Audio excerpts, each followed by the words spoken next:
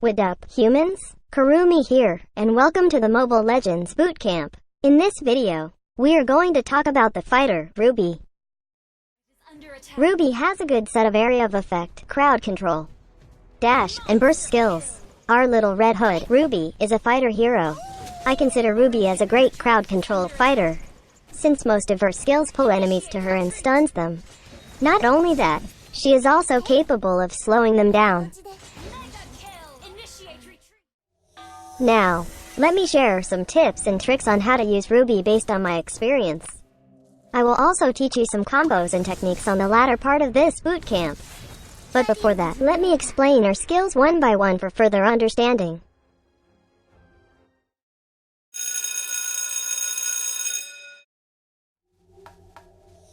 Ruby's passive, Let's Dance, grants Ruby 5% physical lifesteal effect of her own, and lets her inherit 125% physical lifesteal effects from items.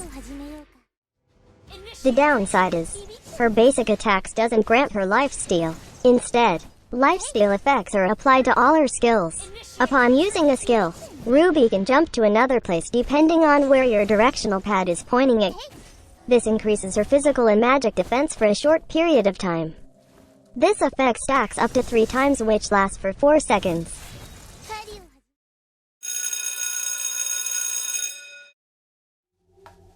Ruby's first skill, Be Good. Let Ruby slash her scythe to a specific direction.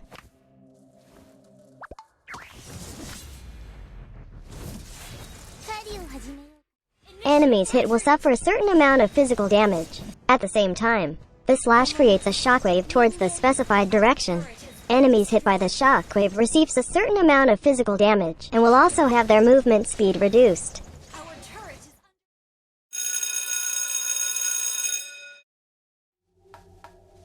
Ruby's second skill, Don't Run, Wolf King. Let Ruby swing her scythe twice around her.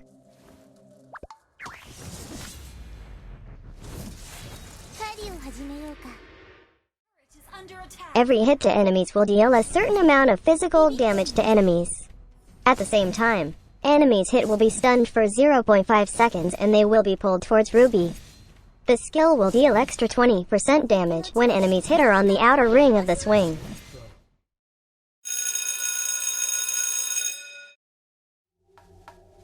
Ruby's ultimate skill, I'm Offended, lets Ruby swing her scythe forward.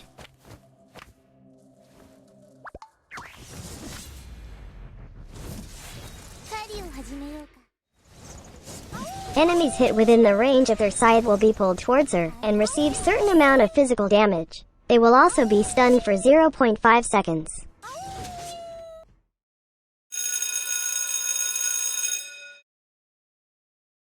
There are so many items that you can buy for Ruby. You can focus on items that grants cooldown reduction, and items that gives you lifesteal and spell vamp. For me, I choose to buy items that grants lifesteal, spell vamp, cooldown reduction, and health points to Ruby. As for starting item, you can consider buying Magic Shoes. Magic Shoes grants additional movement speed and cooldown reduction. This can help you cast more of your skills. Buying attack items, such as Endless Battle, can boost your damage effectively. This item gives you additional physical attack, health, mana regen, lifesteal, movement speed, and cooldown reduction. Its unique passive grants you additional true damage on your next basic attack after using a skill. Triggering the passive of this skill also grants you additional movement speed. This is really helpful since Ruby is more of a skill-type fighter. With the cooldown reduction and unique passive, Ruby will be more explosive with this. You can consider buying Bloodlust Axe. This item grants physical attack and cooldown reduction. Its unique passive grants 20% spell vamp. Spell vamp regenerates health points from damage dealt by skills. You might also want to consider Hostas Claws. This item grants you lifesteal and additional physical attack. Its unique passive will grant you extra lifesteal when your health point reaches a certain point. You might want to consider Wings of the Apocalypse Queen. This item grants physical attack, health points, and cooldown reduction.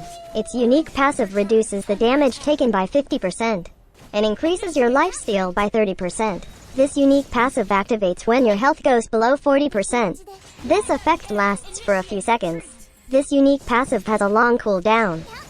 Lastly, you might want to consider Blade of the Heptases. This grants physical attack and health points.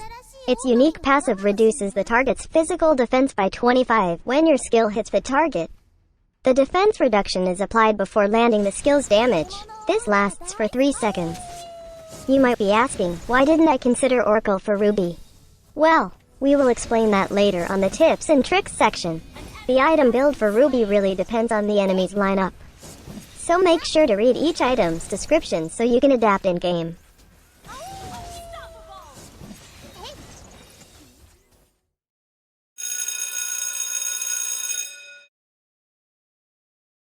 One of the best spell to be used on Ruby is Flicker. You can use it to escape danger, even death. You can also use this to chase enemies to death. You might also want to consider Purify. This will help you to be immune to crowd control skills for a short period. This will let you use your skills without the worry of being stunned.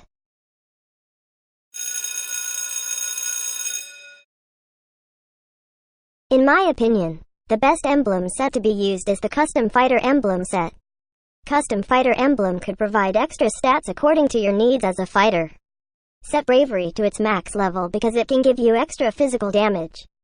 Higher physical damage means higher damage for your attacks. Setting Invasion to max level will provide you physical penetration. Higher physical penetration means higher damage on your basic attacks and skills. Get Festival of Blood to be granted 8% of spell vamp. Killing an enemy hero grants an extra 1% spell vamp.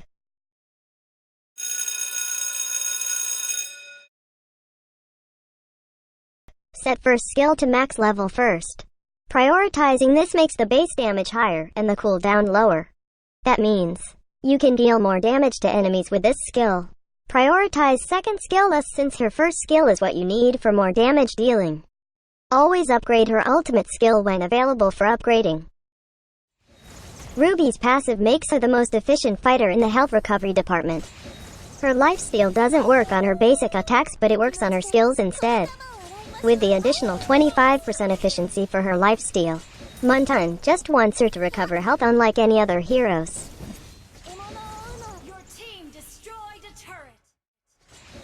Ruby's skills are really meant for crowd controlling. Her second and ultimate skill pulls enemies towards her, making it easier for her allies to burst area of effect skills.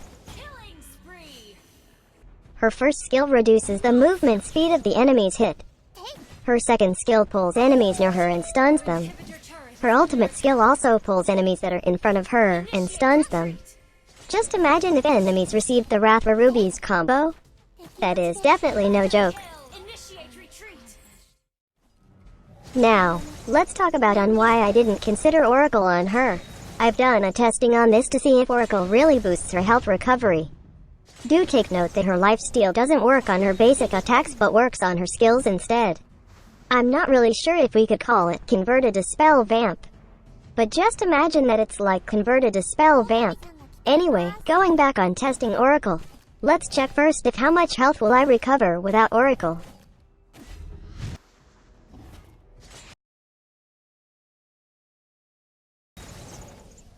Now, let's check how much health will I recover with Oracle.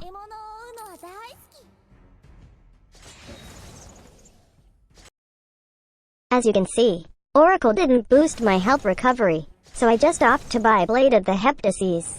Not just it gives additional damage, it also gives health points.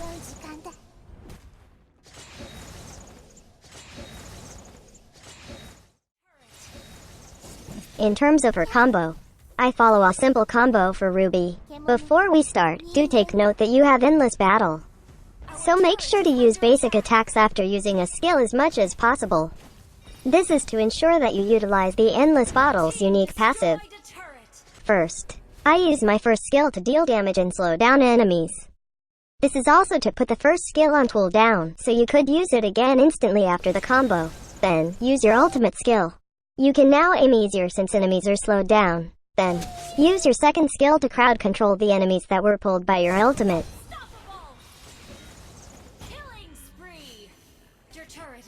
Let's take a look on how I execute this combo again on a different scenario. Our inhibitor turret is under attack. Initiate retreat.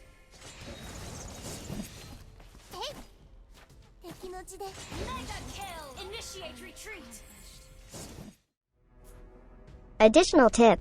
Did you think that with all these spell vamp you can recover your health with? Necklace of Durance and Deadly Blade is the best counter for you. Well, fret not. Really, fret not. Deadly Blade and Necklace of Durance doesn't work on Ruby. I repeat, it doesn't work on Ruby. This is not a drill. Take a look on this scenario. The enemy has Deadly Blade. Look at my spell vamp before the enemy hits me. Now, take a look on how much I could spell vamp after being debuffed by Deadly Blade. Just the same, right? So basically, your gaming life thinking that these items could counter Ruby is a lie. Again, this is not a drill. This is the truth. The tips I mentioned are just some of the ways you can use Ruby. This video just guides you on how to use Ruby, the Kurumi way. So, once again, this is Kurumi and that's how you use Ruby. Thanks for watching. Do not forget to like and share this video. Also subscribe to my channel for more contents by clicking on the subscribe button below.